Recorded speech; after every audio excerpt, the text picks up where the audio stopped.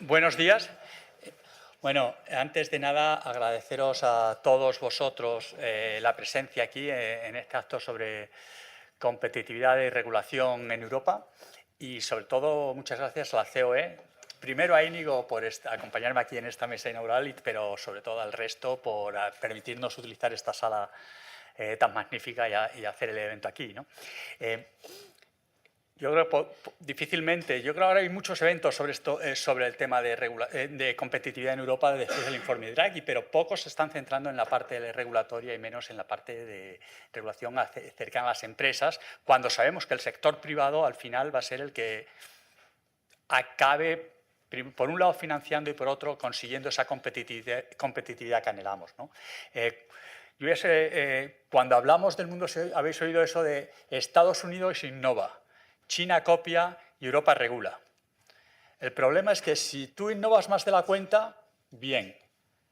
Si copias más de la cuenta, pues tampoco está muy mal. El problema es que si regulas más de la cuenta, te cargas el sistema, te cargas las empresas, te cargas la competitividad. Y en Europa igual tenemos un problema, como ya se ha detectado, de que igual una de dos, o estamos sobre-regulando o no tenemos la regulación apropiada en determinados casos para que Europa crezca. Yo hoy no me voy a extender más porque tenemos primero a Íñigo Fernández de Mesa, vicepresidente de la COE con nosotros, y luego un panel de expertos empresariales espectacular, que sus opiniones bueno, pues nos van a dar mucha claridad sobre lo que está pasando en este debate. Así que sin nada más, por favor, Íñigo. Sí, muchas gracias, Manuel.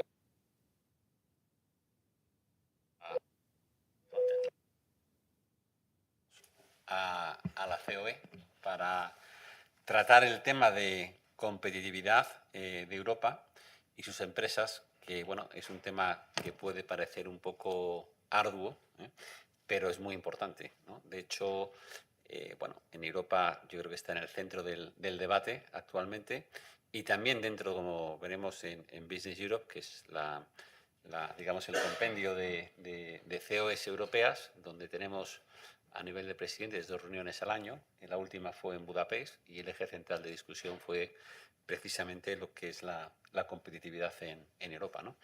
Y yo, digamos, mi conclusión va a ir por tu comentario, ¿no? Es decir, porque un poco la idea mía es daros algunas cifras, ¿no? Tampoco quiero enrollarme mucho porque creo que lo interesante es el debate, ¿no? Daros alguna visión de cómo Europa ha ido perdiendo peso, y por qué es importante la competitividad. Y analizar básicamente las tres, digamos, iniciativas a nivel europeo que se está teniendo en materia de competitividad. En primer lugar, lo que viene a demandar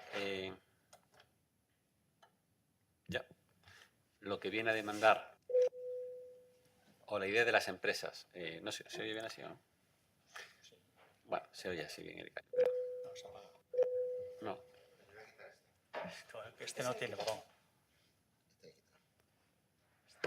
Este se quita aquí.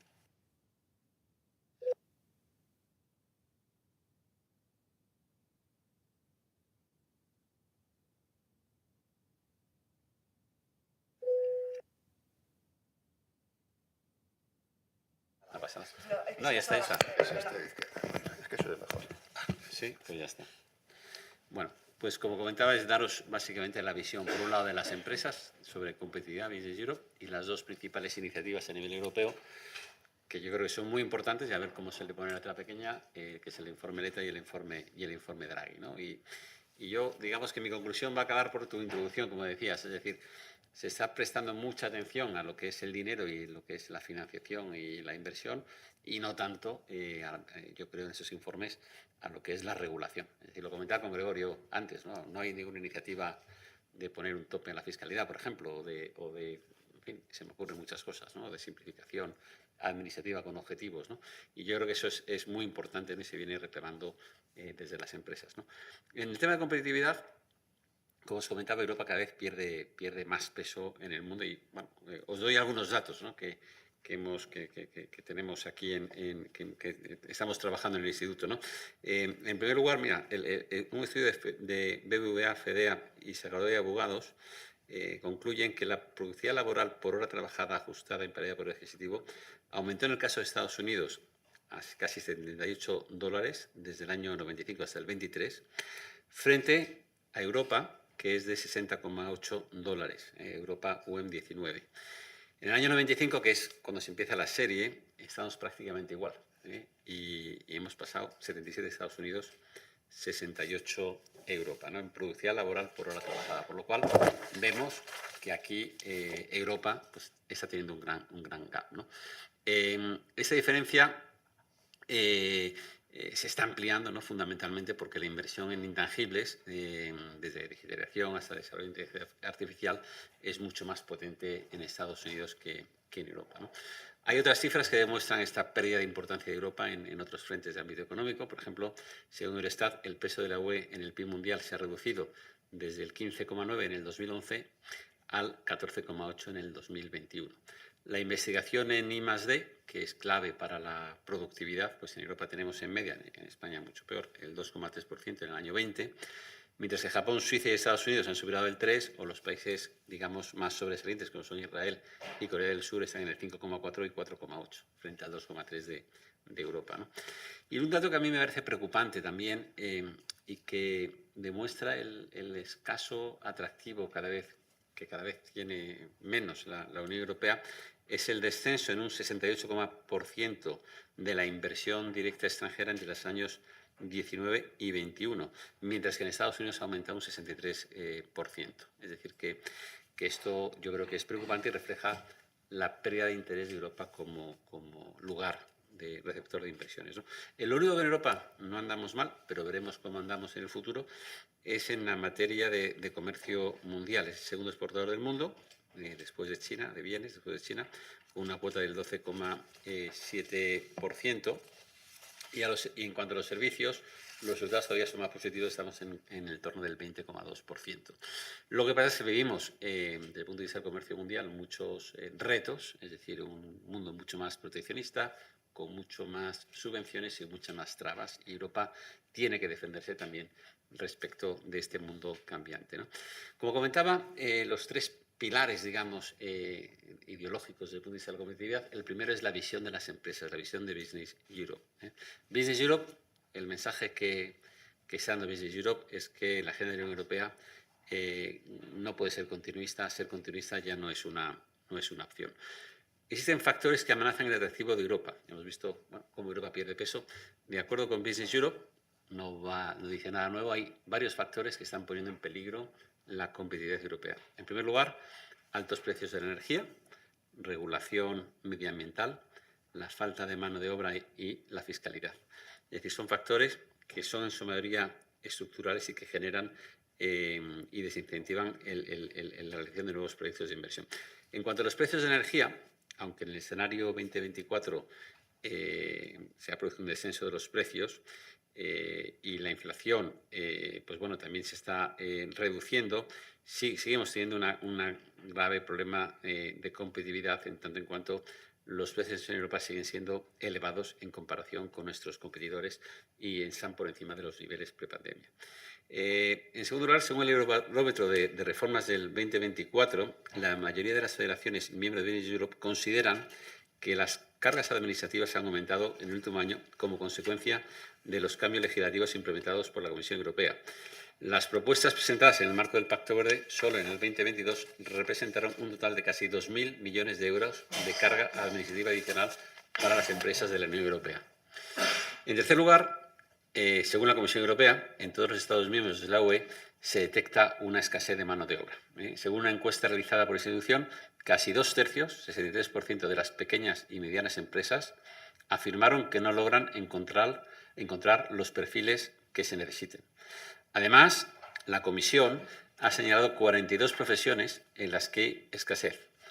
Para hacer frente a este problema, la Comisión ha presentado un plan de acción con las medidas claves que la Unión Europea, los Estados miembros y los interlocutores sociales deben adoptar a corto y medio plazo. Y por último, en materia de fiscalidad, bueno, no voy a extenderme aquí, yo creo que es un tema que llevamos reivindicando mucho. Las cargas fiscales en Europa son excesivas, además en España, y lo llevamos reivindicando mucho desde el Instituto y desde la COE, se ha producido un aumento de la presión fiscal durante el COVID y después del COVID, y esta presión fiscal está recayendo fundamentalmente sobre las empresas. Y aquí pues reclamamos siempre que la fiscalidad tiene que estar basada en los principios de neutralidad y eficiencia, y sobre todo hay que acotar el gasto y que sea un gasto mucho más, digamos, eficiente, ¿no? Europa está trabajando mucho en el marco internacional a través de la fiscalidad de las empresas transnacionales, con la iniciativa BEP, ¿no? Se llama Base Imponer y Traslado de Beneficios, que está basada en dos pilares. Por un lado, el límite a la competencia fiscal y, por otro lado, asignar los beneficios de las grandes multinacionales a los países donde tienen su sede los clientes. Lo que pasa es que esto genera muchísima incertidumbre jurídica a las empresas, es tremendamente complicado y además no tenemos claro que China y Estados Unidos lo acepten, por lo cual al final es pegarnos un tiro contra nuestro propio pie porque estamos haciendo el tema de la fiscalidad muy incierto en esas empresas cuando realmente nuestros competidores a lo mejor no quieren formar parte de esas reglas de juego. En el caso europeo, digamos que Europa, en el Consejo Europeo del 26 y 27 de octubre del 23, concluyó el Consejo Europeo que la Unión Europea necesita una base económica sólida que garantice su competitividad a largo plazo y unas condiciones de competencia equitativas, tanto en la esfera interna, dentro del mercado único, como en la esfera mundial, y que esté articulada en torno a un mercado único plenamente operativo. Durante el año 23 hubo dos comunicaciones, ¿no? El mercado único cumple 30 años y la segunda, competitividad a largo plazo de la Unión Europea más allá del 2030, donde básicamente se trataba del mensaje: profundicemos en el mercado único con el fin de aprovechar todo nuestro potencial y los retos de competitividad, y tengamos una acción exterior también para mejorar la competitividad. Y en base a eso se encargaron dos informes, ¿no? El informe Letta y el informe Draghi. Son dos informes complementarios. En el primero de ellos, el informe Letta, se presentó en el Consejo Europeo de abril, titulado Much More Than Markets, y este informe gira en propuestas en torno a 6 capítulos, ¿no? En primer lugar, la quinta libertad, ¿no? Bienes, servicios, capitales, etcétera. La quinta libertad, que es promover la investigación, innovación y desarrollo, ¿no? Promueve crear esta quinta libertad, ¿no? En segundo lugar, financiar los objetivos estratégicos de la Unión Europea. En tercer lugar, una mayor integración y permitir a las empresas crecer. En Europa y en España en particular tenemos empresas que no son del tamaño de las que están en China o de las que están en Estados Unidos, y al final las empresas grandes tienen muchas ventajas. Por ejemplo, te permite invertir en investigación y desarrollo, etc. Garantizar, y esto está en el ADN de Europa, la justicia social y la cohesión. Como comentabas, Manuel, mejorar el marco regulatorio y reducir las cargas burocráticas, muy importante, hablaba de estos 2.000 millones, ¿no? que calculaba Business Europe, y prestar atención a la dimensión exterior del mercado único. Es decir, vivimos en un mundo donde los chinos pues, están metiendo unas subvenciones brutales al sector del automóvil, hay que reaccionar, donde vivimos en un mundo donde están aumentando los Estados Unidos, amenazan con aumentar muchísimo los aranceles, y en Europa no podemos ir por libre, no tenemos que tener una estrategia dentro de Europa respecto del exterior, ¿no? Además, subraya 3 grandes temas, el informe Letta, que van a configurar la próxima década: la doble transición energética y digital, la ampliación. Aquí tenemos un gran reto en Europa, ¿no? Ucrania, Balcanes, en fin, Turquía, ¿no? Y luego, importantísimo, ¿no? Y sobre todo de cara a ver qué ocurre en Estados Unidos, que es todo el tema de la seguridad, ¿no? Seguridad de la Unión Europea. Para financiarlo, y ese es un tema interesante, ¿no? Y que yo creo que en la mesa redonda seguro que lo vais a tocar, y que además se toca mucho en el informe de Draghi, un tema muy, muy interesante, que es hay que crear una unión del ahorro y la inversión a partir de la unión de los mercados de capitales, para conseguir que ese gran ahorro que tenemos en la Unión Europea pues se pueda canalizar, ¿no? Para inversiones que necesitamos en Europa, ¿no?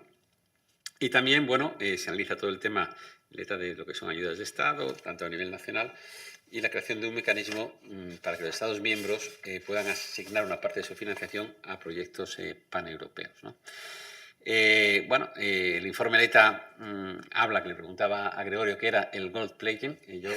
Pues bueno, básicamente es evitar que es poner digamos, restricciones a la libre circulación de mercancías, a truquitos para que no podamos exportar dentro de Europa, ¿no? Eliminar barreras existentes, reducir la burocracia otra vez, ¿no? Especialmente perjudicial para las pymes. Se habla también de la creación de un 28º régimen de derecho mercantil muy importante para el mercado de capitales europeos, mediante un código europeo. Reivindica el establecimiento de un mercado común para la industria de la seguridad y defensa, es muy, muy importante, sobre todo si se va a aumentar el gasto de defensa, crear empresas europeas capaces de, ¿no?, hacer frente, digamos, a este nuevo reto. La integración de 3 sectores en el mercado único que no están, que han quedado fuera, las finanzas, es decir, hay que culminar la unión bancaria, mercado único de capitales, las comunicaciones y telecomunicaciones. En China creo que hay 2 operadores, en Estados Unidos 3, en Europa hay cientos, es decir, y tenemos un problema serio de coordinación en el mercado de telecomunicaciones y, por supuesto, el mercado de energía, que cada país tiene lo suyo, y donde precisamente en España, ayer estaba en un debate, es muy interesante, siempre hemos pedido las interconexiones, ¿no? Y nos quejamos de que Francia no las paga, y ahora resulta que tenemos, gracias a Dios, una fuente de energía barata y las empresas quieren venirse a instalar en España porque tenemos renovables muy baratas, ¿no? Y que lo que hay que intentar, y a lo mejor las conexiones ya no son tan importantes, pero al menos sí tener conexiones internas dentro de España que garanticen que la energía barata puede llegar a las empresas, ¿no? Y yo creo que el diseño de un buen marco regulatorio es absolutamente fundamental.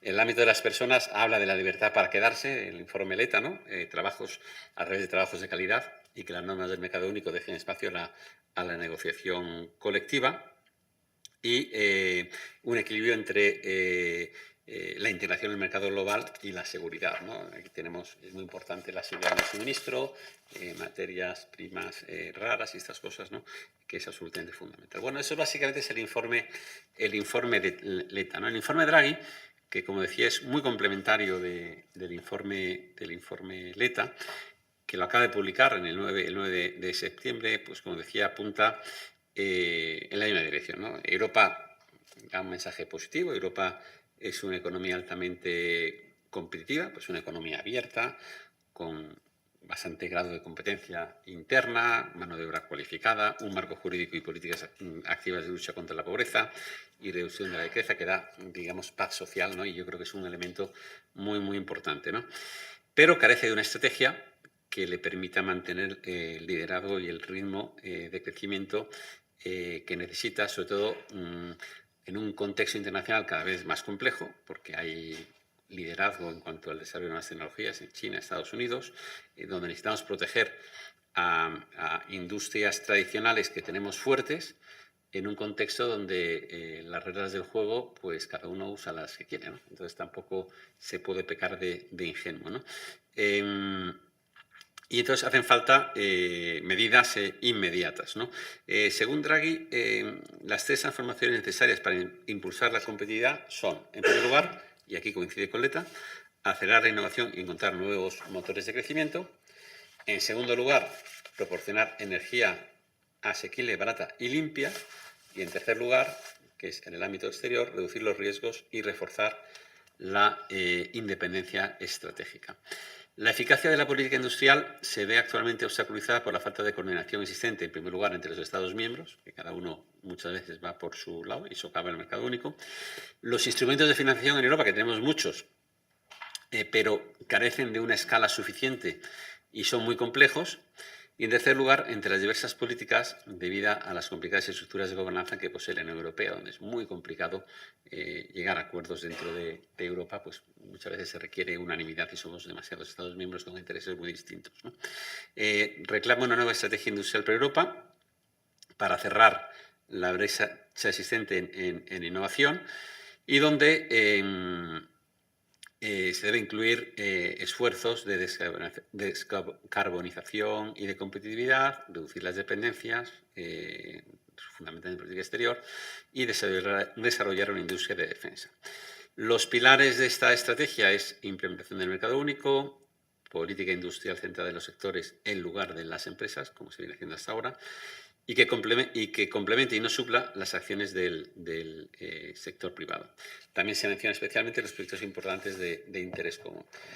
habla, y yo creo que ese ha sido el mensaje fundamental que ha dado Draghi, ¿no? De aumentar el gasto de inversión en 5 puntos porcentuales del PIB de la Unión Europea al año, ¿no? Se habla de 800.000 millones de euros, ¿no? Y bueno, aquí tendrá que haber dinero del sector privado y dinero del sector público, y para ello pues habrá que crear un sistema de financiación común.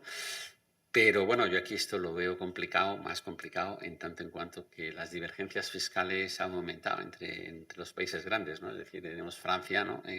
Déficit público de más del 5%, Italia más del 7%, con deudas del 106% y tal. Y en el caso de España, pues también con un déficit público muy abultado, deuda alta y probablemente sin presupuesto. Es decir, que aquí también es necesario, para convencer a los países que manejan las finanzas públicas de una forma más eficiente, el también dar el do de pecho en los países que tenemos mayores desequilibrios, ¿no? Y luego habla también de una importante reforma de la gobernanza de la Unión Europea, ¿no? Por reducir la burocracia, evaluar el nivel o niveles adecuados en la toma de decisiones, lo que comentaba anteriormente, etcétera. También habla de que aquellos países miembros que quieran avanzar más rápido, que puedan hacerlo a través de una Europa a 2 velocidades, ¿no? El informe de Draghi se ciñe, por hacerlo rápido, en 10 sectores, básicamente, ¿no? Energía, lo de siempre, ¿no? Materias primas fundamentales, digitalización, tecnologías avanzadas, redes de alta capacidad, computación, inteligencia artificial, semiconductores, industrias intensivas en energía, tecnologías limpias, automóvil, defensa, espacio, farmacéutico y transporte, ¿no? Que necesitan una regulación específica, ¿no?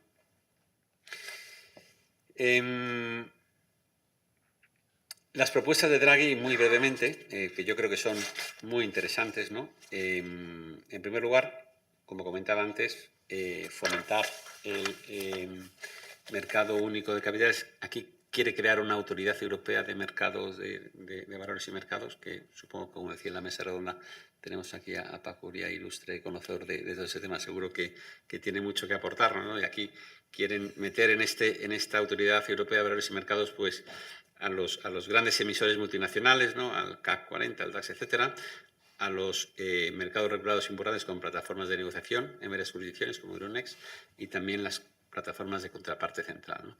También reducir la fragmentación regulatoria, armonizando el marco de insolvencia, esto es fundamental para el tema de titulizaciones. Fomentar que los inversores minoristas inviertan en planes de pensiones de segundo pilar, como ocurre en Suecia, Dinamarca y Países Bajos, que tienen ese 2% total del mercado. En España, pues el ahorro privado básicamente está en real estate, financiero y poco. ¿Qué es lo que pasa? Bueno, que cuando queremos tener grandes campeones nacionales con accionistas españoles, pues no los hay. Tienen los fondos de private equity extranjeros. Y si estuviera un sistema de pensiones desarrollado que canalizase el ahorro, pues posiblemente podríamos tener una base, ¿no? Un anchor investor español, ¿no? Y esto yo creo que es un tema importante, ¿no? También habla de evaluar el informe de Draghi si es necesario más cambios en los requisitos de capital bajo solvencia 2. Esto en cuanto a reducción en fragmentación del mercado de capitales que habla Draghi. En segundo lugar, habla también de aumentar la capacidad de financiación del sector bancario, habilitar el mercado de titulización europeo, ajustando requisitos prudenciales para los activos titulizados, y tratar a través de ayudas públicas o algún tipo de garantías, que haya un apoyo público dirigido, dando garantía del sector público para primera pérdida en los sectores estratégicos, ¿no? Y esto es una forma de ayudar a que la banca canalice los préstamos hacia determinados sectores que nos interesan en Europa, ¿no? Esto es colaboración público-privada en estado puro, ¿no? Evaluar si la regulación prudencial actual es adecuada para tener un sistema bancario fuerte y competitivo. Y luego apunta a un tema importante, además que Draghi lo tiene muy trabajado, que es completar la unión bancaria. Hoy o ayer, ¿no? Veíamos cómo ¿no? Los alemanes no querían que el Commerzbank cayera en manos del Unicredit, ¿no? Todavía existe, ¿no? Cierto prejuicio, ¿no? en Europa, ¿no? en determinadas fusiones, ¿no? en los países del norte y centro de Europa respecto del sur. Y aquí Draghi apunta, bueno, pues vamos a hacer una jurisdicción separada para aquellos bancos que digamos sean susceptibles, ¿no? de generar una unión bancaria y de tener operaciones transfronterizas, y entonces estos van a tener un regulador y un supervisor específico, donde además, pues bueno, la gestión de los bancos en crisis va a ser diferenciada de los otros y van a tener pues un depósito único, ¿no? Una garantía de depósito único, etc. Vamos a separarnos los bancos que pueden transformar la unión bancaria del resto, ¿no? Y bueno, pues es una idea que apunta, pero algo habrá que hacer, porque me temo que la unión bancaria sigue estancada, ¿no? Desde hace ya muchos años, ¿no? Y la otra parte, la pata, decía, fragmentación, bancos y desplegar el presupuesto de la Unión Europea de manera más efectiva, ¿no? Que se dedique a las prioridades, simplificar y agilizar y reducir el número de programas de financiación. Tenemos demasiados programas de financiación, son complejos, son burocráticos, mayor coordinación, por ejemplo, en el caso del Next Generation, dar más tiempo para gastarlo, etcétera, ¿no? En definitiva, el informe Draghi es un ejercicio muy bueno de identificación de los problemas. También hace importantes sugerencias, algunas concretas, como hemos visto, fundamentalmente en el ámbito de los mercados de capitales y de la unión bancaria y del uso más eficiente del presupuesto en materia de inversión. Pero bueno, los retos son importantes y en muchas ocasiones implica una cesión de soberanía por parte de los Estados que no siempre están dispuestos a hacerlo, ¿no? Y bueno, básicamente esa es un poco la idea, ¿no? Yo creo que en Business Europe y desde la COE nosotros estamos apoyando todos este tipo de programas e iniciativas, todo lo que sea disminuir las cargas administrativas para las empresas, disminuir la presión fiscal, mejorar el mercado único, no ser ingenuos en el mundo exterior y tratar de buscar sistemas que nos permitan competir con las mismas reglas con Estados Unidos y China, pues son iniciativas que desde la COE siempre impulsamos. Y nada más, os dejo a la mesa redonda, que seguro que vais a tocar más suelo y seguro que vais a tocar temas interesantes sobre ese tema que es de enorme importancia. Muchas gracias.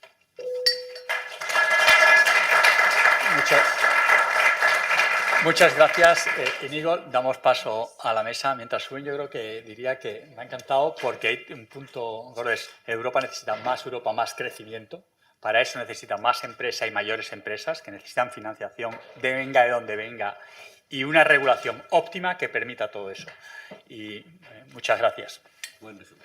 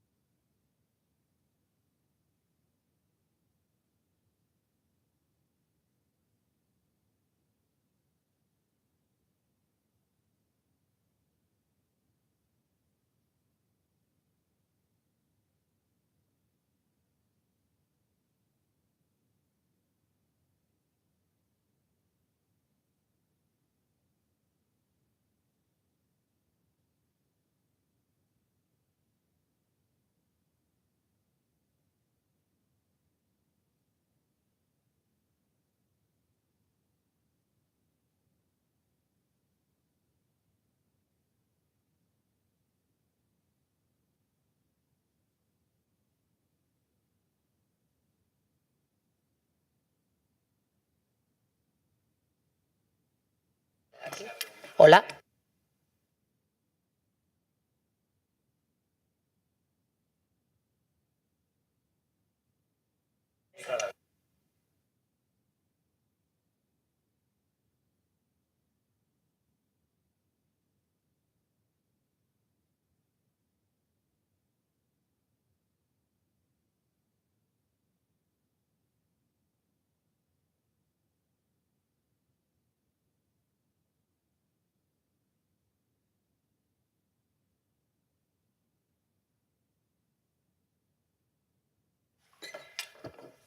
Bueno, pues arrancamos. Buenos días a todos. Creo que Manuel e Íñigo han hecho una excelente introducción a lo que vamos a poder escuchar durante los próximos minutos con ese repaso a los informes Letta y Draghi que hemos conocido en los últimos meses y que hablan de productividad, de competitividad y también de regulación. Como decía Manuel, con esa frase que resume el sistema productivo global, Estados Unidos innova, China copia, Europa regula. Bueno, pues el informe Draghi, del que Íñigo nos ha hecho una muy buena síntesis, también habla de que hay que hacer una pausa regulatoria, y lo dice prácticamente con estas palabras Mario Draghi, y eso pues es tan gordo, podríamos decir, como suena, ¿no? Una pausa regulatoria precisamente en Europa, que es famosa por quizá haberse pasado de frenada. Y lo vamos a hacer escuchando a tres sectores tan fundamentales como es el agropecuario, el financiero y el energético. Difícil imaginar una mejor representación de los sectores esenciales como economía, como sociedad, y de lo que nos hace también pues, tener autonomía estratégica. Vamos a hacer una foto del momento actual al respecto de regulación y competitividad de estos tres sectores. Vamos a buscar proyecciones. Vamos a buscar, por supuesto, expectativas, oportunidades, pero también anhelos y también las amenazas y los miedos que existen en este momento. Y vamos a ir hablando sector por sector, pues nos vamos a poder detener. Entonces, vamos a arrancar, si os parece, con una... ¿Os parece que empiece por Ángel, de izquierda a derecha, según nuestros espectadores? Por tanto, por el sector energético, Ángel Bautista Fernández es director de Relaciones Institucionales y Coordinación Regulatoria en Repsol. Y entonces, como primer turno de intervención, Ángel, te voy a pedir, y os aviso que os voy a tutear a todos, que nos hagas una foto de cómo ves el sector al que representas hoy en cuanto a competitividad y regulación.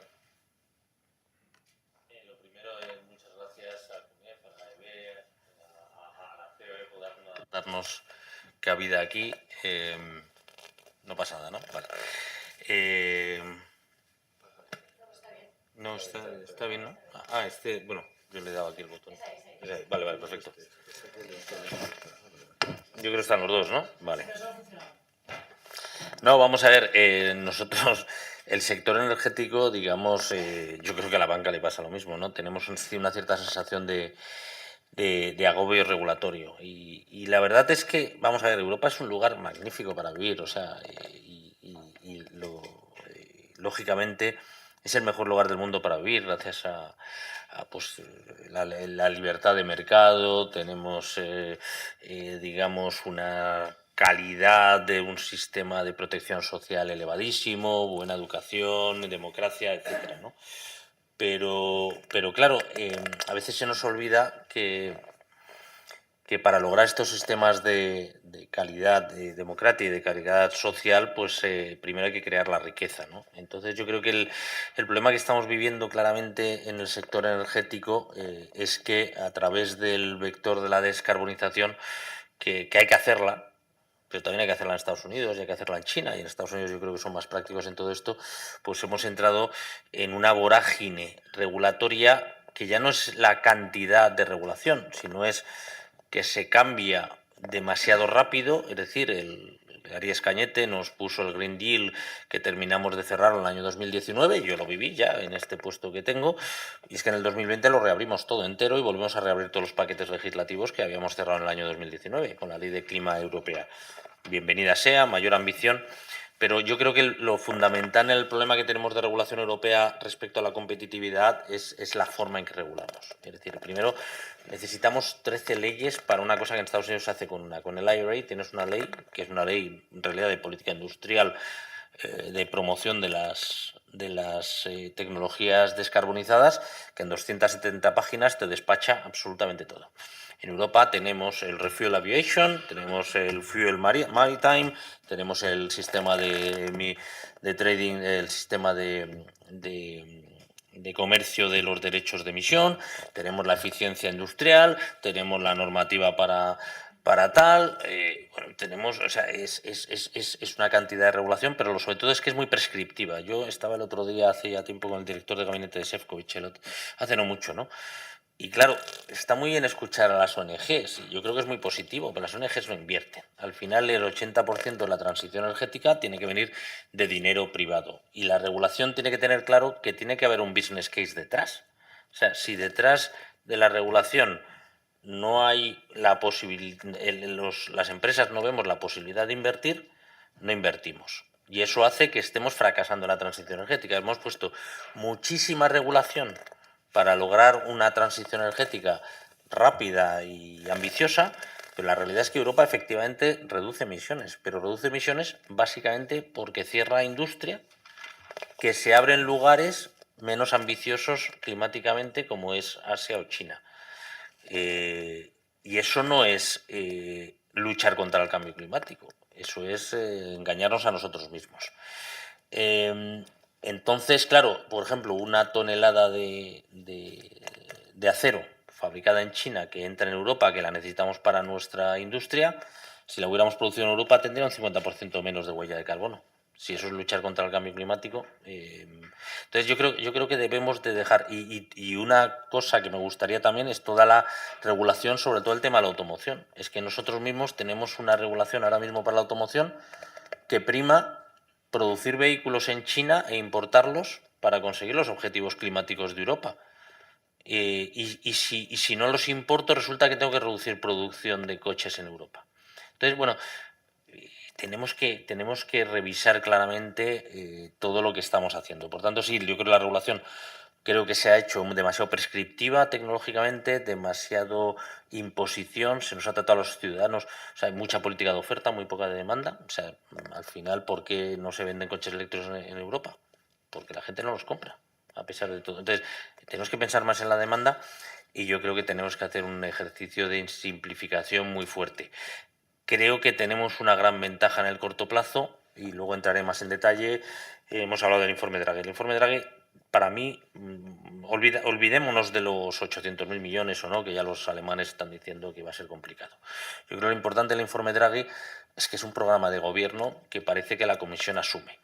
Y tenemos por primera vez una clara vara de medir sobre el éxito o fracaso de esta comisión a través de las conclusiones de ese informe, si es que la Comisión adopta dichas conclusiones, que parece que von der Leyen ha dicho que las quiere adoptar. Por tanto, tenemos una gran luz al final del túnel gracias a Draghi. Podemos discutir algunos aspectos del informe, pero que al menos yo creo que es un cambio muy significativo de ambiente en la forma de operar de las instituciones europeas. Al informe, en la siguiente ronda.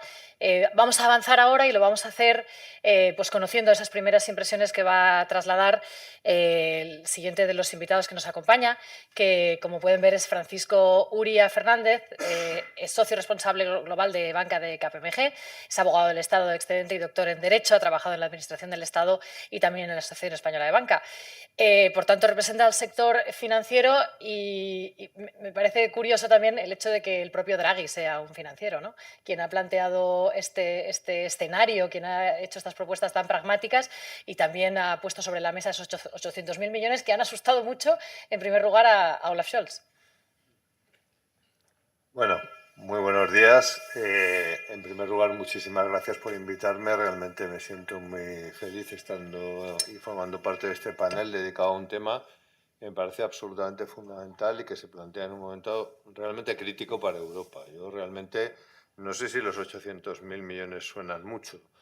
Yo realmente creo que la situación es más grave aún que la que pinta Draghi. O sea, yo realmente creo que Europa tiene un problema realmente muy grave y me gustaría, los que están aquí en la sala que me conocen, que son bastantes, saben que yo tiendo a ser muy optimista, pero en este caso concreto realmente veo que los consensos políticos entre las instituciones europeas en esta legislatura van a ser más difíciles que nunca, por la realidad de lo que está pasando en los países fundamentales de la Unión Europea, que no va a dejar mucho margen de maniobra a grandes acuerdos políticos.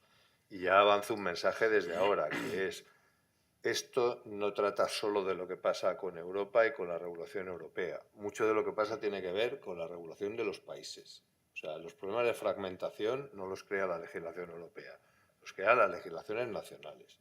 Y los crean por buenas razones, porque hay intereses concretos que están detrás de esas decisiones de que, en fin, cuando no hay interconexión eléctrica, cuando no hay interconexión ferroviaria, cuando las fusiones bancarias entre países no son fáciles, etcétera, todo eso no es casualidad. Todo eso responde a decisiones que son políticas y que están ancladas en intereses nacionales. Entonces, está bien poner el foco en Europa, pero no olvidemos que lo que pasa en los países también es muy importante y que explica buena parte de lo que pasa, ¿no? Bueno, el sector financiero europeo, la buena noticia es que está en una posición de fortaleza histórica. O sea, realmente cuando miramos marzo del 23, que ha sido la última prueba de fuego que hemos pasado, se puso una crisis que afecta a unos cuantos bancos medianos en Estados Unidos y que luego cruza el Atlántico y que termina afectando a una institución muy relevante, sistémica global, en Suiza, pero en la Unión Europea no ocurre nada. O sea, los bancos de la Unión Europea siguen trabajando con normalidad y un vaivenes en bolsa, etcétera, etcétera, pero están en una situación de fortaleza la misma que habían exhibido en la pandemia, ¿no? Y esto les pone en una posición que es la de estar en condiciones de ayudar. Eso yo creo que es el primer titular, ¿no? O sea, que tenemos la suerte de que en Europa ahora mismo tenemos un sector financiero que está en disposición de ayudar, que está en una posición muy sólida, se mire desde donde se mire, y en ese sentido, pues yo creo que tiene una predisposición muy positiva en Europa y en España para contribuir a este cambio que necesita hacer la economía y las empresas en Europa, ¿no? Y yo creo que los retos son dos, y ya caigo en la pregunta directamente del tema de la regulación y la competitividad, ¿no? El primero es la propia competitividad del sector financiero y del sector bancario europeo. O sea, cuando se compara lo que ha ocurrido en las distintas regiones del mundo, lo cierto es que desde la crisis financiera global los bancos norteamericanos son cada vez más grandes, cada vez son más rentables, etcétera, etcétera. Bancos europeos les cuesta seguir el mismo camino y hay muchas razones, no todas tienen que ver con la regulación, pero también es verdad que hay un problema de expectativa de beneficios, de resultados, etcétera, etcétera, y ahí la regulación obviamente sí que tiene un papel que desempeñar, ¿no? O sea que, y reforzar la competitividad del sector bancario europeo, yo creo que es una cuestión que es importante, ¿no? Pero más importante que eso, obviamente, es cómo puede el sector financiero en general, el sector bancario en particular, contribuir al aumento de la competitividad, al aumento de la innovación, etcétera, en Europa. Y yo creo que esa es la gran tarea. Entonces, la reflexión es qué podemos hacer para que los bancos o el sector financiero en general, porque también obviamente las aseguradoras y otros actores financieros tienen mucho que decir, qué podemos hacer para que puedan ayudar más y mejor. Yo creo que Íñigo ha hecho un repaso fantástico del informe de Draghi, luego se nos anunciaba que volveremos a él, pero realmente desde el punto de vista regulatorio es verdad que tenemos tres cosas que yo diría que son tareas urgentes, ¿no? La primera es hacer una revisión crítica de la regulación. Y aquí voy a introducir un matiz muy fuerte y que conecto con los acontecimientos de marzo del 23. Nadie en el sector pide que no sea un sector regulado. O sea, todo el mundo es consciente, es un sector muy importante, es un sector que tiene riesgos y en ese sentido tiene que haber una regulación. Ahora bien, tiene que haber una regulación razonable y además más centrada en lo que tiene que hacer el propio sector y menos en hacer que el sector empuje a hacer cosas a otros sectores de la sociedad. Entonces, en ese sentido, urge una revisión crítica de la regulación.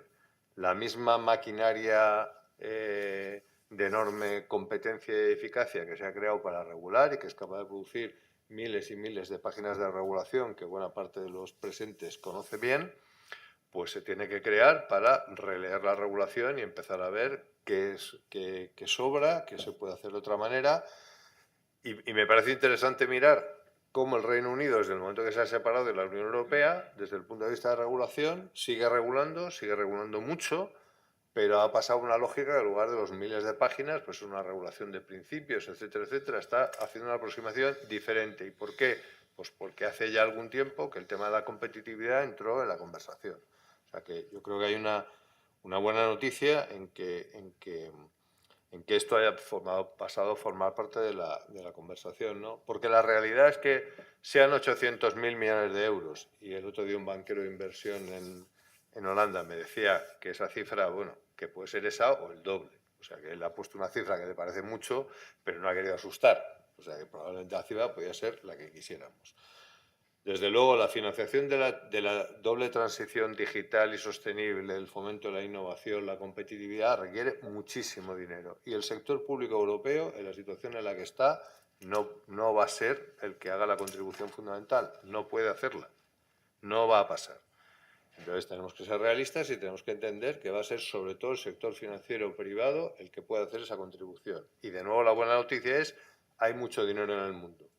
O sea, las casas internacionales tienen muchísimo dinero para invertir, pero hemos visto también que no están invirtiendo en Europa la misma proporción que en otros sitios.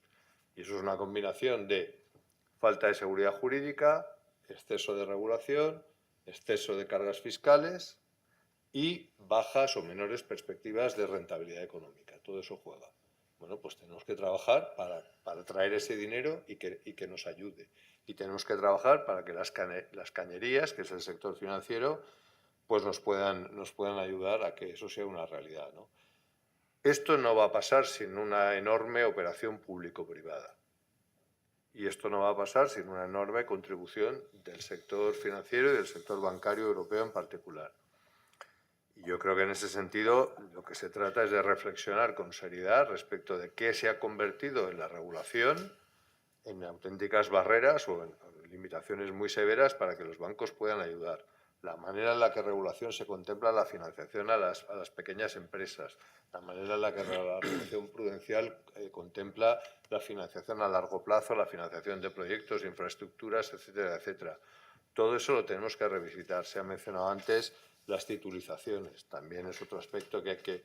Muchísimos aspectos en la regulación que hay que mejorar, pero insisto, la clave es ayudar al sector financiero a que pueda ayudar, a que pueda contribuir, porque es una contribución absolutamente necesaria, ¿no?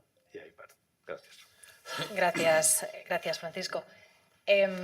Vamos a continuar con Pedro Barato, que es presidente de ASAJA, la Asociación de Jóvenes Agricultores, Asociación Agraria. Con su valoración de, hemos dicho, esa foto del sector en cuanto a regulación y competitividad, que yo no puedo evitar ir contando el tiempo porque quiero cumplir.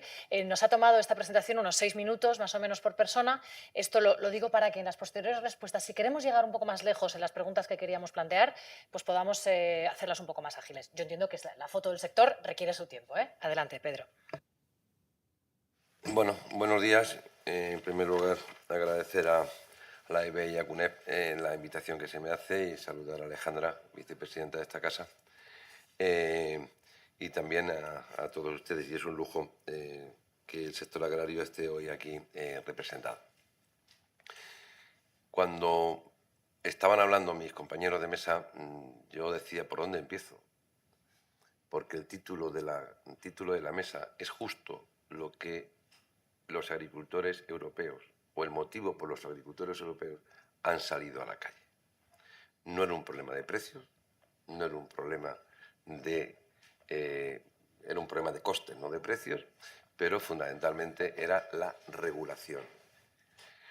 Si yo empiezo a decirles a ustedes que yo soy empresario agrario, tengo casi de todo, con permiso de algún banco, que un animal mío, una vaca, una oveja, tiene mayor control sanitario que cualquiera de los que estamos nosotros aquí. Cada 6 meses yo hago un control sanitario. Hoy estoy haciendo un control sanitario. Y que la regulación es una regulación muchas veces absurda. Está en peligro no. La feria de Zafra en materia de vacuno, ovino y caprino no se va a celebrar, porque tenemos un serotipo 3 que ha nacido en Portugal, que es la lengua azul, y que ya lo tenemos en Trujillo. Pero claro, decías hace un momento la normativa de Estado, pero es que nosotros tenemos 17 normativas, más la nacional, más la europea. Entonces, esto es un sinvivir. O sea, un hombre del campo hoy le dedica más tiempo a los papeles que a la productividad, que es a lo que hay que dedicar. Pero luego la regulación es tan absurda que me piden que haga una foto georreferenciada de mi explotación porque tengo que solicitar cualquier historia de esa parcela, pero tengo un problema, que no tengo cobertura de móvil para hacer la foto georreferenciada. Entonces, ¿cómo lo hago? Entonces, de verdad, es un auténtico sinvivir lo que es toda la que es, al final, toda la regulación.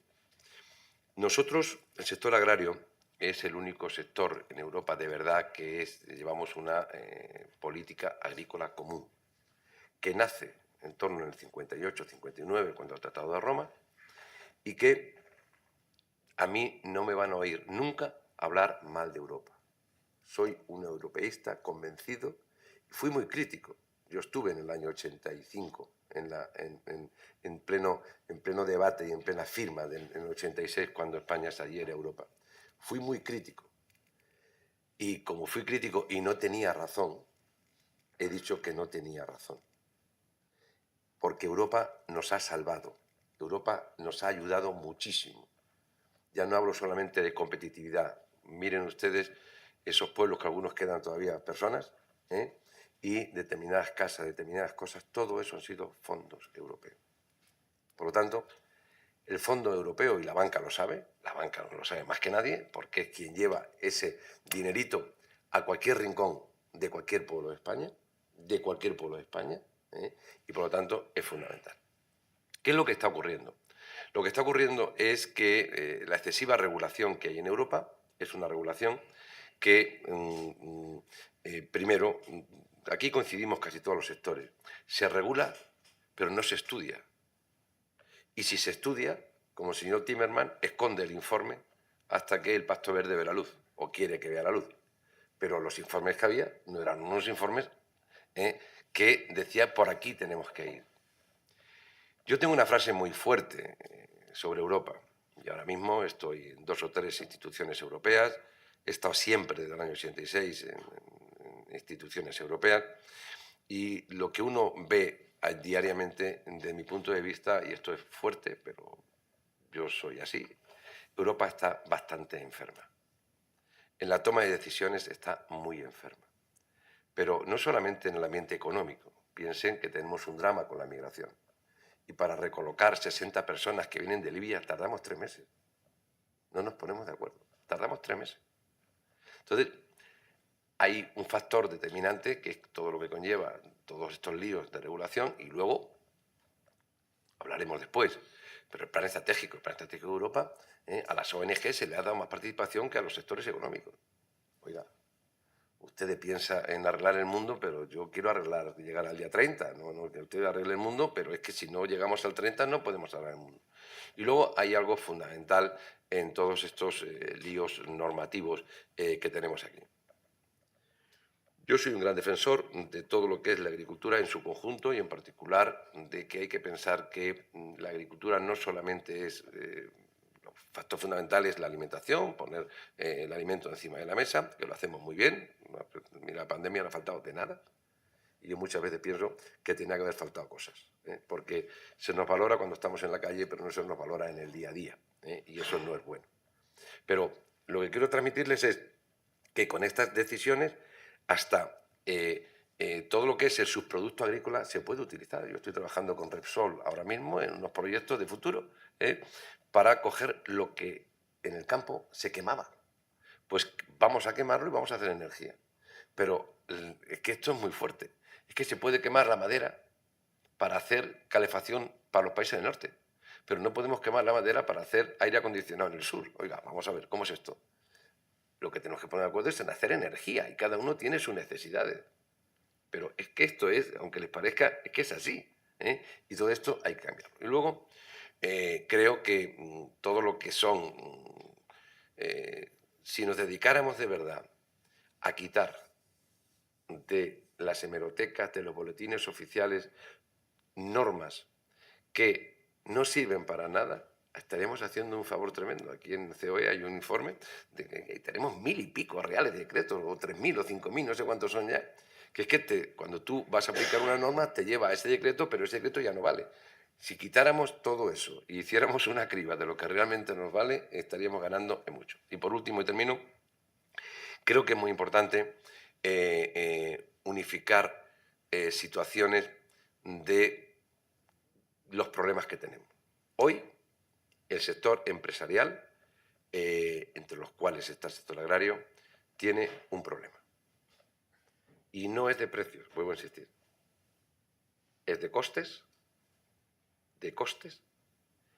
y esto es bastante duro, pero la gente muere en la guerra, pero los barcos de materias primas no se hunde ninguno. Y eso hace que las importaciones que estamos haciendo de Ucrania hoy tengamos problemas en Polonia, en Hungría, en España. En España somos el primer país importador. Entonces, algo está ocurriendo donde, ya no voy a poner los míos, gas. Dicen que los malos son unos, pero estamos importando cada día más gas de esos países. Y luego hay otras circunstancias que estamos viendo como todo lo que es poner en peligro el sector primario en Europa hace que, hablaremos de muchas más historias, pero nosotros ¿qué decimos? Pues lo que dicen los demás. Lo que yo tengo, lo que me piden aquí para producir a mí, pues ya. Hemos tenido que denunciar que las sandías de Marruecos tenían un producto fitosanitario y aquí estaba prohibido, pero estaban entrando. Yo creo, y con esto ya termino, yo creo que la globalización está en peligro. Porque desde que el señor Trump puso aranceles al aceite de oliva, puso aranceles a la aceituna de mesa, al final estamos viendo, China va a poner aranceles al porcino ibérico sin producir un solo coche eléctrico en España. Por lo tanto, nosotros vamos a pagar los aranceles y los otros van a producir los coches eléctricos que llegan a producirse. Así es el circo, pero es un circo para nosotros muy peligroso. Gracias, Pedro, por una fotografía, desde luego, inquietante de la situación. Nos has hablado de un sinvivir normativo y de esa necesidad de unificar situaciones empresariales para pelear por una competitividad. Por eso salimos a la calle, nos decía Pedro. Bueno, vamos a avanzar con cuestiones más particulares de cada sector. Voy con Ángel Bautista. Si te parece, Ángel, voy a agrupar tu comentario añadido a lo que has comentado antes del informe Draghi, te voy a pedir esa comparación estratégica de la estrategia regulatoria de Europa con la de otras grandes potencias como Estados Unidos, que además es una parte fundamental de lo que expone Draghi. Uno de los grandes desafíos que expresa el plan Draghi es cerrar el gap de innovación con respecto a Estados Unidos. Y ahí vosotros tenéis en el sector energético mucho que decir. Sí, de hecho, además, nosotros somos grandes inversores en Estados Unidos. De hecho, el 60% de nuestras inversiones en nuestro plan estratégico vienen en Europa, pero el 30% va a Estados Unidos, ¿no? Y de forma creciente. Lo primero que diría sobre el informe Draghi es albricias. Es decir, dice unas cuantas cosas sobre el sector energético que no es porque algunos los llevemos diciendo mucho tiempo, pero es que caían por su propio peso, ¿no? La regulación del sector energético y de los temas de transición energética, cambio climático en Europa están no sé cómo decirlo, empapadas de ideología y de poca ciencia. Entonces, por ejemplo, todo el tema de hablar de la neutralidad tecnológica en la regulación de emisiones de los vehículos de combustión interna, perdón, corrijo, de los vehículos ligeros o de los vehículos pesados, pues es una maravilla, porque en Europa es que técnicamente estamos haciendo las cuentas mal. Estamos midiendo las emisiones en el tubo de escape cuando depende de cómo se produce la electricidad, depende de cómo se producen esas baterías en China, depende de un montón de cosas, el ciclo de vida es lo correcto, ¿no? Y entonces lo que hemos regalado es literalmente hemos ido contra aquello que nos hacía fuertes, que eran las tecnologías de las que sabíamos y que además se pueden descarbonizar también a través de los combustibles, por ejemplo, a través de los residuos que podremos comprar al señor barato, a Pedro, lo podemos descarbonizar creando una industria en Europa, pero le regalamos con nuestra regulación la ventaja competitiva a los chinos en aquello en que no somos fuertes, ¿no? Entonces, el informe Draghi en ese sentido, pues sí alerta de ciertas características. Luego está todo el tema del respeto a las leyes de la OMC, de la Organización Mundial de Comercio. Yo creo que hay que empezar a meter en las normas de comercio internacional el tema de la huella de carbono, porque es que si no, claro, o sea, aquí tenemos que pagar emisiones de CO2, tenemos que cumplir con una legislación medioambiental tremendamente exigente y no se lo exigimos cuando vienen a nuestro mercado. Bien, ponemos el ajuste en frontera, el CBAM, como dice Draghi. Pero, como dice Draghi y venimos diciendo muchos, eso no protege mis exportaciones. A mí me dan un descuento. No, es que no es compatible con la OMC. Pues deberá ser compatible. Porque si no, mi producto sale con una desventaja competitiva al exportarlo respecto a otros países que no tienen este tipo de regulaciones. Entonces, yo creo que hay muchos temas del informe Draghi que veníamos reclamando muchos en el sector energético y en otros sectores industriales que la verdad es que de verdad esperamos con mucha esperanza, perdón por la redundancia, que la Unión Europea los adopte. Y la verdad es que porque lo ha dicho Draghi, gracias a Dios, porque gran parte de la industria europea lo veníamos diciendo desde hace tiempo. Y ahora vamos con la comparativa con Estados Unidos. Volvemos, hay un tema de modelos, ¿no? No voy a simplificar con lo de los palos y las zanahorias y tal, pero sí es verdad, ¿no? En Europa hemos decidido ir por un modelo que decide internacionalizar los costes de la transición energética vía precios del CO2, etcétera, incrementar el coste, que tiene un efecto también hasta inflacionista, incrementar el coste de estos productos que tienen mayores emisiones para el consumidor, de tal manera que alteremos las decisiones del consumidor hacia productos más descarbonizados, ¿no? Ahí el problema es si el consumidor quiere comprarlos o no, que siempre nos olvidamos de que a veces nos tratan como súbditos energéticos en vez de como ciudadanos energéticos, donde entonces hay mucha intervención regulatoria y nos olvidamos muchas veces de cómo el mercado decide actuar. El modelo americano es distinto. El modelo americano, al final todo esto lo paga alguien. La transición energética va a ser cara y la tiene que pagar el contribuyente o el consumidor de alguna manera, que al final somos los mismos. Pero los efectos de cómo funciona es distinto. El modelo americano se basa en unos incentivos fiscales que primero son mucho más neutrales tecnológicamente, menos prescriptivos tecnológicamente. Aquí en Europa le decimos esto es bueno, esto es malo. No medimos por huella de carbono técnicamente, sino decimos, oye, no me gusta la nuclear, o ahora sí me gusta, perdona, no me gusta el gas natural, sí me gusta el coche eléctrico, no me gusta el otro. Oye, usted, que te guste todo lo que sea mientras reduzca emisiones y que sea el mercado y cada uno el que busque la solución más eficiente. Eso es lo que hacen los americanos y lo que no estamos haciendo en Europa. Se basa en unas reducciones mediante incentivos fiscales de los costes de la producción de aquellas tecnologías nuevas y más descarbonizadas, de tal manera de que compitan en igualdad de condiciones en precio con las que son más descarbonizadas. Luego tiene una clara política industrial proteccionista, una política industrial de favorecer las inversiones en su propio país, cosa que en Europa, vuelvo al tema de la OMC, etcétera, pues no tenemos tan claro que de verdad primemos a la industria europea respecto a siendo más contaminante la exterior, encima perjudicamos a nuestra propia industria. Y es muy inmediata. Es decir, yo no tengo que estar presentando papeles durante meses, etcétera, para lograr un apoyo a una nueva tecnología. Yo tengo que competir con otros 5, esperar. Es decir, cualquiera que cumpla con las condiciones que dice la ley puede acceder a ese crédito fiscal.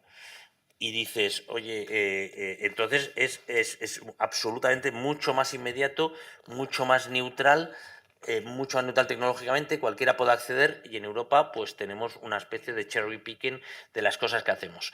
Y decimos, bueno, pero es que Europa es más compleja y es que Europa no tiene los mismos mecanismos fiscales a nivel europeo para hacer lo que hacen los americanos. Bueno, cuando a los señores de la banca y a los señores de energía se nos puso injustamente un impuesto a los de resultados extraordinarios, que no eran extraordinarios, sobre todo en un negocio cíclico como es el de algunos que estamos aquí sentados, porque claro, durante la pandemia perdimos 3.000 millones cada año, pero nadie nos dijo que nos iba a dar dinero por eso. Pero cuando al año siguiente tuvimos una recuperación económica decían que eran impuestos extraordinarios.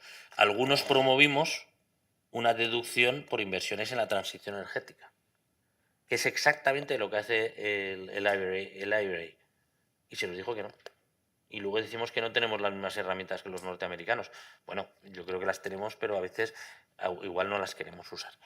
Y volviendo al tema inicial, 270 páginas, solo los Fit for 55 son más de 4.000.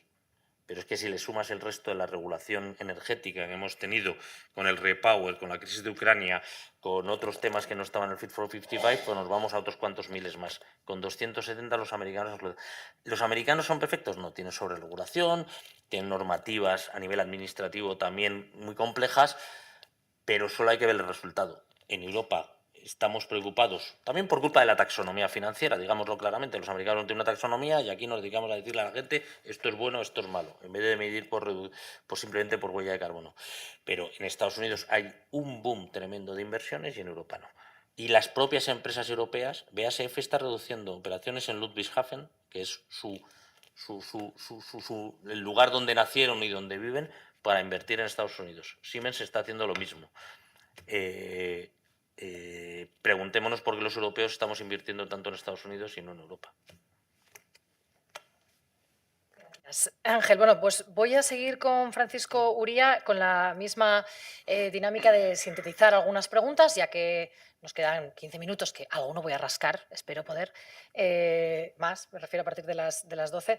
¿Qué necesitaría el sector financiero, Francisco, para facilitar esa contribución al crecimiento de la que hablabas y la competitividad, la transformación digital y sostenible de las economías y las empresas europeas? Y, por favor, siéntete libre para relacionarlo con el informe Draghi, que hemos dicho que íbamos a entrar de lleno en él. Sí, por supuesto, ¿no? No me resisto de todos modos, antes de contestar a tu pregunta, y un poco inspirado por lo que decía Ángel, decir una cosa o recordar una cosa que seguramente los presentes o los que están conectados por streaming habrán visto quizá, que es el otro día en el Financial Times había un artículo que hablaba, los Estados Unidos no van a tener jamás un informe de Draghi. A nadie se le ocurriría hacer un informe diciendo qué es lo que hay que hacer para que las empresas mejoren su competitividad. Porque no es la cultura. Hay una cultura de innovación y de que y se trata de dejar hacer a las empresas culturalmente, ¿no? Entonces, la mayor diferencia que tenemos no es la regulación, es que culturalmente en Estados Unidos hay una cultura del emprendimiento y de la innovación que no tenemos en Europa. Entonces, la asignatura pendiente es quitar corsés y tratar de ayudar a que se desarrolle la cultura del emprendimiento y de la innovación. Esa quinta libertad de la que hablan los informes, de la que habla el informe de ETA, pues bueno, esa yo creo que es clave, parte importante de la cuestión, ¿no? Contestando a la pregunta, yo creo que las tareas pendientes básicamente son tres, ¿no? Y algunas ya llevamos bastante tiempo con ellas, ¿no? La primera es, a día de hoy, seguimos sin tener un mercado interior de verdad de servicios financieros. Esa es la realidad. Llevamos años dándole vueltas, pero lo cierto es que sigue sin haber un mercado interior de servicios financieros. Sigue siendo muy difícil prestar cualquier tipo de servicios financieros transfronterizos, ofrecer productos y servicios. Al final es una pesadilla y la realidad es que el último intento de avanzar en esa línea, que ha sido la unión bancaria, pues es una unión bancaria que se nos ha quedado incompleta. Se nos ha quedado incompleta cuando en el año 2012, en un momento, en fin, realmente muy difícil, y no dejo de decir aquí, ya que hablamos de Draghi, que en España debería haber una estatua de Draghi en todos los pueblos, porque si no hubiera sido por Draghi en el 2012, no sé dónde estaríamos. O sea que eso no quiero dejar de decirlo. Pero lo cierto es que en aquel momento hubo un compromiso europeo, hubo un acuerdo político en el que cedimos soberanía, cedimos la supervisión bancaria, se creó el mecanismo único de supervisión, el mecanismo único de resolución y había una tercera pata que era un mecanismo único de garantía de depósitos en Europa, el famoso EDIS. Y eso a día de hoy está como los 800.000 millones, nein danke. O sea, eso se ha dicho que no y no avanzamos y llevamos así sin avanzar tiempo, ¿no? Entonces, bueno, eso es una tarea por completar y eso es algo que está en el informe de Draghi y que realmente hay que completarlo de una vez porque además desde el 2012 hay un acuerdo político para hacerlo y la Comisión no deja de hacer propuestas técnicas para facilitarlo, pero es algo que tiene que terminar de ocurrir, ¿no? También dentro de la unión bancaria, y esto ya es muy para especialistas, pero trataré de decirlo de manera sencilla, tenemos todo lo que tiene que ver con el recurso el prestamista de última instancia, la garantía de liquidez en situaciones extremas y tal, eso tampoco lo tenemos resuelto.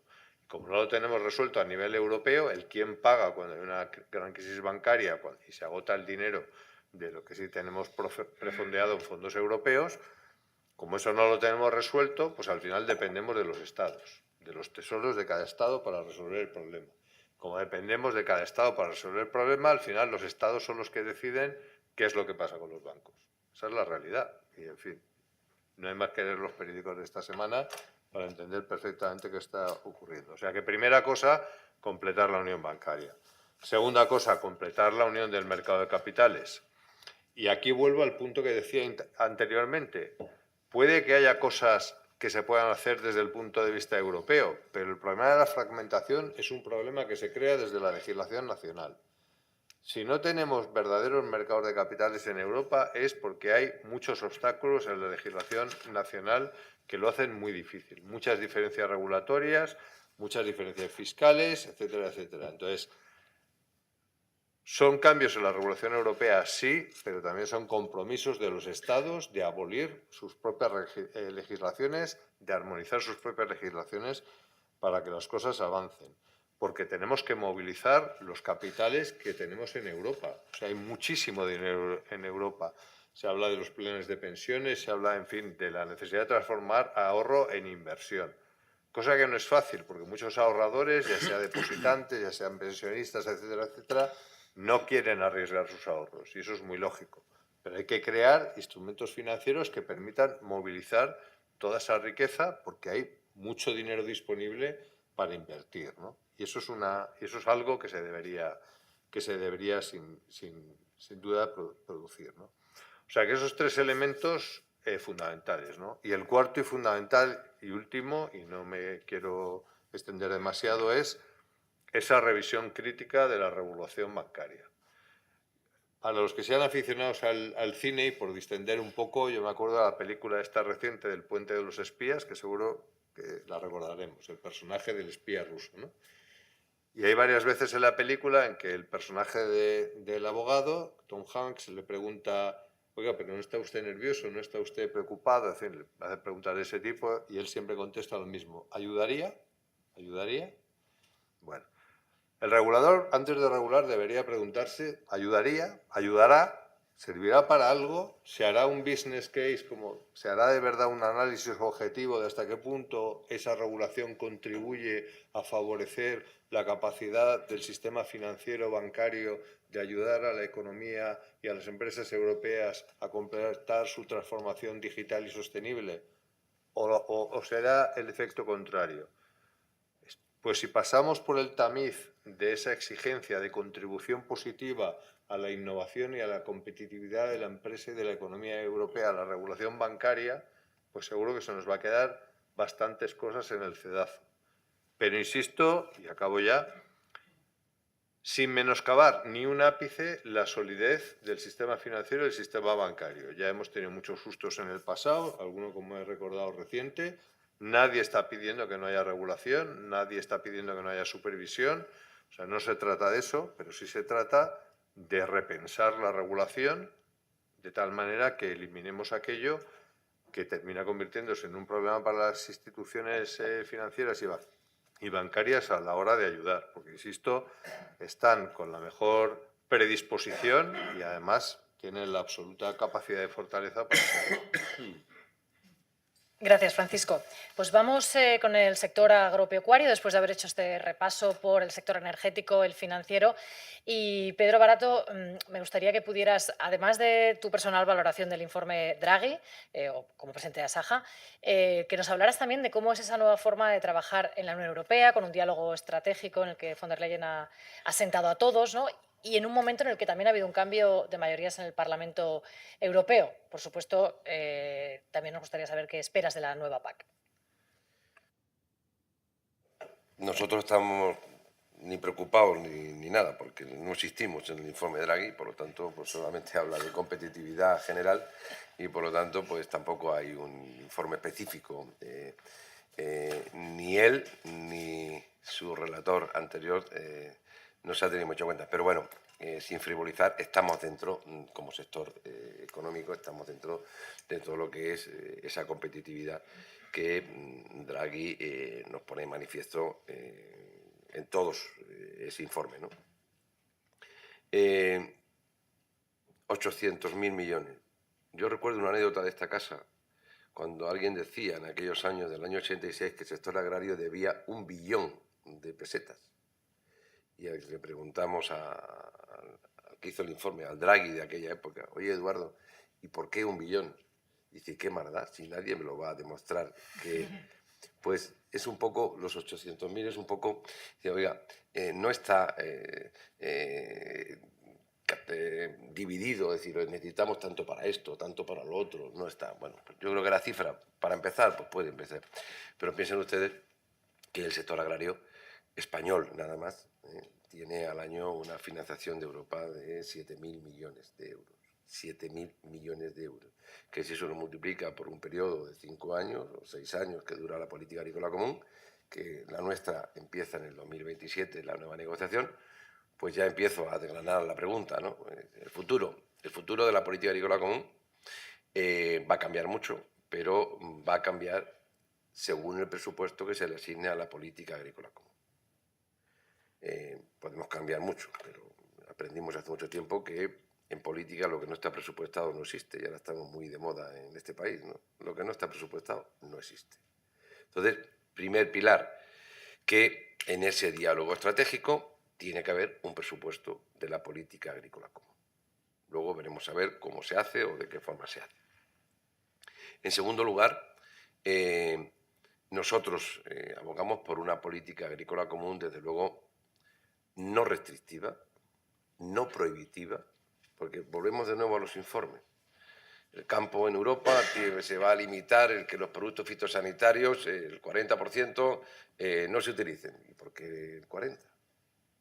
¿Lo ha dicho alguna universidad? ¿Lo ha dicho algún experto? ¿Lo ha dicho alguien con conocimiento de causa? No.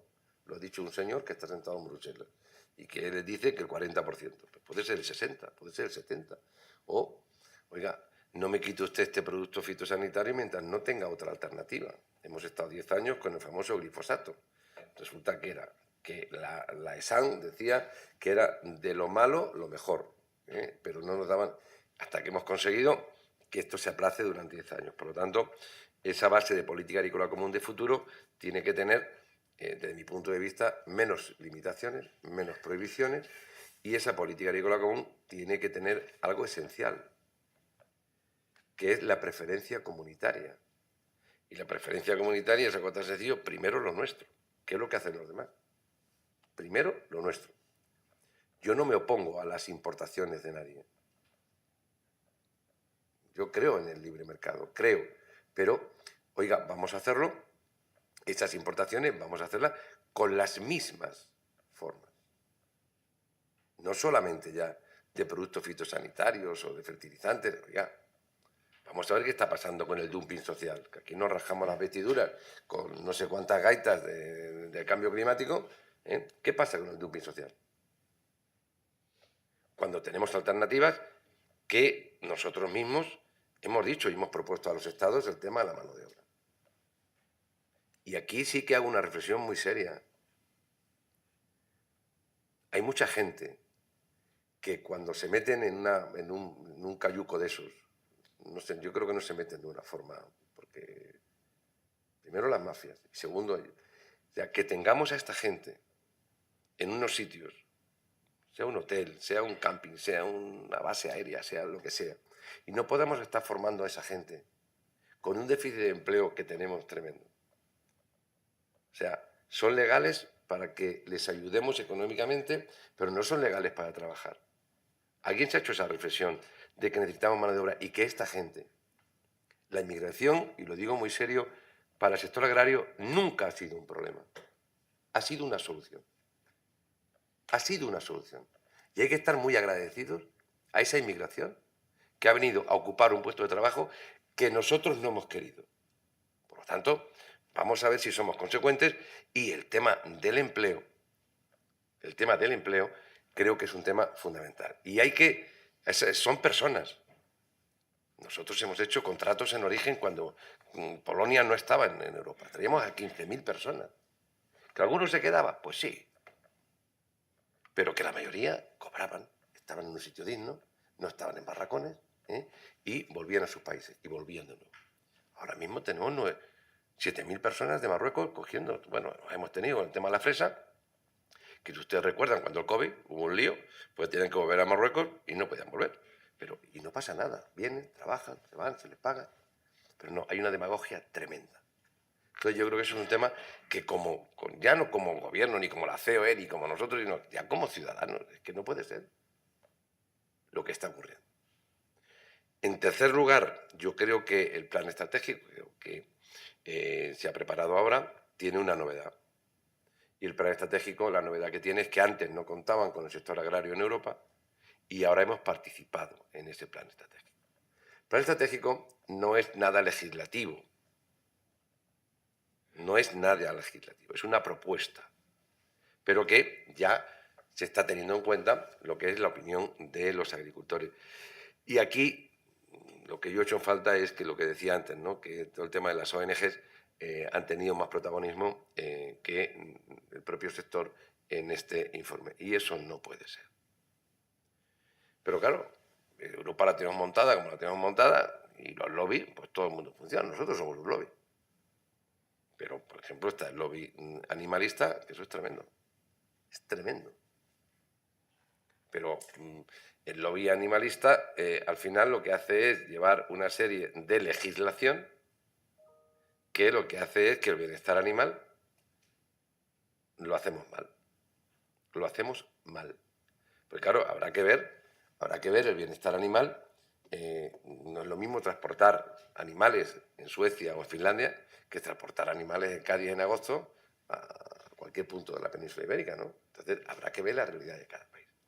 Y luego, por último, creo que en el Parlamento Europeo, yo que llevo ya bastantes, está muy fragmentado. Entonces, aquí yo creo que va a haber un denominador común por mi humilde experiencia. Yo creo que las minorías de bloqueo van a funcionar mucho en el futuro Parlamento. El futuro Parlamento tenemos el a la izquierda, donde va a tener menos protagonismo, pero va a tener la izquierda y los verdes van a tener protagonismo menos, y luego vamos a tener el ala de la derecha, donde la fragmentación va a ser muy grande. Va a ser muy grande. Y yo creo que las minorías de bloqueo van a actuar ahí de una forma tal. Por último, la comisión. Yo creo que la señora von der Leyen es una señora muy lista. Muy lista. Y con lo que respecta a nosotros, al sector agroalimentario, dependemos de 11 comisarios. Tenemos uno en la agricultura, pero 11 comisarios tienen que ver con la agricultura. Sea medio ambiente, sea lo verde, sea el agua, sea la energía, 11. Todo lo que ha hecho ha sido dividir. Todo lo que estaba en manos del señor Timmermans, que es lo que quería nuestra Teresa Rivera, pues ahora en 11. Eso al final, para mí, lo de 11 no es positivo, pero sí es positivo que el comisario de Agricultura no dependa de cambio climático, ni dependa, aunque sea española, de Teresa Rivera. Es una opinión personal mía y de lo que represento. Pero para mí, que no dependamos de Teresa Rivera es fundamental. Pero no por nada, yo no tengo nada contra Teresa Rivera. Lo que tengo es que las normas que ha hecho en España con el sector agrario, todas son limitantes, prohibiciones, todo es lío, ¿no? Y nosotros vamos a depender de Italia. Entonces, creo que, y si el viernes se nos da bien en ese lobby que vamos a hacer, el viernes, tendremos a un presidente de los agricultores europeos italiano, que eso nos va a beneficiar también. Por tanto, ese es el trabajo que tenemos ahí. Y, por último, mi último ejemplo. Mientras Italia está prohibiendo, y Francia también Macron, el que la carne se llame carné, no que haya sucedáneos de carne que se hacen en un laboratorio, que es la carne vegetal, la carne esta de laboratorio, pero no solamente prohibiendo la comercialización, sino también la fabricación. En España, en el País Vasco, se está subvencionando una empresa, capital brasileño americana, para producir carne que no es carne, y que son productos sintéticos. Entonces, ahí es donde vemos cómo hay determinados países que creen más en la agricultura y otros países que la verdad en la agricultura es otro sistema. Yo no tengo nada en contra de todos estos líos, pero lo que sí estoy en contra es que si es una hamburguesa, es una hamburguesa. De carne, de ternera, o de pollo, o de conejo, de lo que ustedes quieran. Pero lo que no podemos llamar es hamburguesa a una cosa que no es hamburguesa. O no podemos hacer determinados alimentos que... Y luego, estos tíos son graciosos. Mis animales están a exposición pública y de control diario. Pero ellos no te dicen, esto es como el de la Coca-Cola, no te dice la fórmula. No, digo usted que esto es con la alimentación. Abre usted las puertas. ¿Qué lleva? Esas cosas que llevan EH21, EH12, que empieza a decir aquello y lleva un montón de componentes y de conservantes, ¿no? Bueno, pues hay situaciones y situaciones. Esta es una batalla que hay que dar porque, si no, todo el tema de... No me quiero meterme en el tema de cambio climático y en la energía, pero creo que un factor determinante es la innovación, pero la innovación de verdad. La innovación de verdad. Nosotros, todo el tema de la energía renovable, No estamos en contra de ella, al contrario. Pero mientras tengamos y estemos en el 80% del territorio, ¿por qué poner placas solares en las tierras más productivas españolas? Vamos a ponerlas donde no sean productivas, Dios mío. ¿No? Yo creo que eso... Y hay empresas españolas que lo están haciendo francamente bien, francamente bien. Y es más, luego donde están esas placas hemos pedido que se eleven un poquito, 1 metro, para que los animales pequeños o los animales de unidades menores, como una oveja, como es una cabra, pueda pastar ahí. Por lo tanto, hay que hacer lo que son ejemplos, nosotros lo llamamos, como me parece que se llama, agrofotovoltaico, pero yo creo que es una renta importante. Pero hagamos las cosas un poco con cabeza. Y termino diciendo que, de verdad, Europa se le puede criticar, pero no cuestionar. Muchas gracias, Pedro. Bueno, como ya estamos casi fuera de tiempo... ¿No le he dado el micro? Ya, perdón, es que tengo Claro, que cerrar yo. no le has quitado tú, vale. Ahora sí, vale. Que digo, como estamos fuera de tiempo, pero no me gustaría que nos fuéramos sin escuchar un titular de cada uno de vosotros. Un titular, ahora me pongo televisiva, un titular es una frase con su sujeto, verbo y predicado, ¿vale? Para, de alguna manera, condensar o sintetizar el mensaje que queréis que quede de esta jornada. Mientras lo pensáis, voy a ofrecer algunos de los que yo me he apuntado míos, de los que yo a lo mejor destacaría. Por ejemplo, Ángel Bautista ha dicho que en Europa estamos haciendo las cuentas mal en cuanto a emisiones y me parece fundamental poner el ojo y el acento en ese tipo de, podríamos decir, fallos regulatorios. Francisco Uría ha dicho claramente que el informe Draghi se queda corto y eso nos da una medida bastante clara de cuál puede ser la foto real.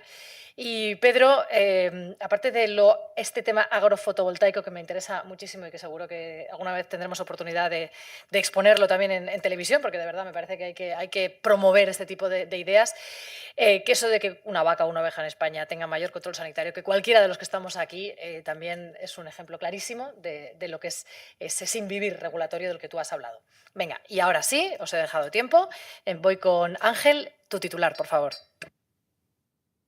Pues gracias, Verónica.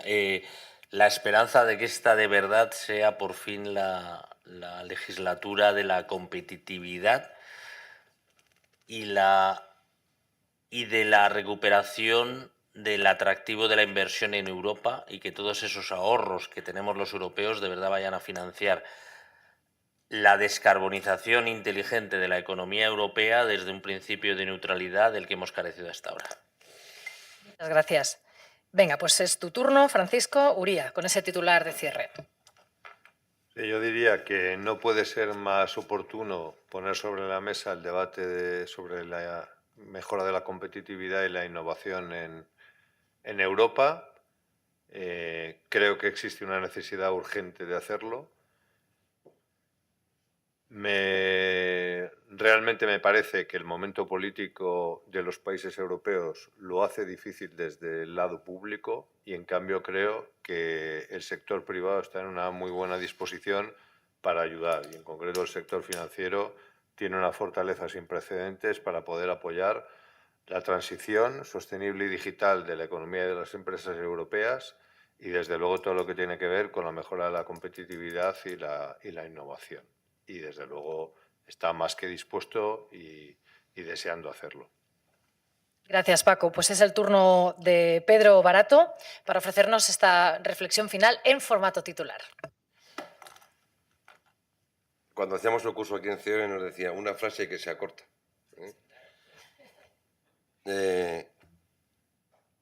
Habrá sostenibilidad si hay rentabilidad. Si no, no habrá sostenibilidad. Pues yo creo que estas tres reflexiones, que son las que dan cierre a esta mesa que ha sido interesantísima, se merecen en este momento un aplauso porque habéis ayudado a que comprendamos muy bien cuál es esa foto de la situación actual y los desafíos, los retos y también las oportunidades que tenemos por delante. Gracias a los tres. Gracias a ti. Bueno, pues muy bien. Sí. Bueno, Gracias. Muchísimas gracias. Bueno, siento que hayamos sido tan poco disciplinados. No pasa nada, no pasa nada. Solo faltaría. Solo faltaría. No. yo creo que se me ha enrollado demasiado.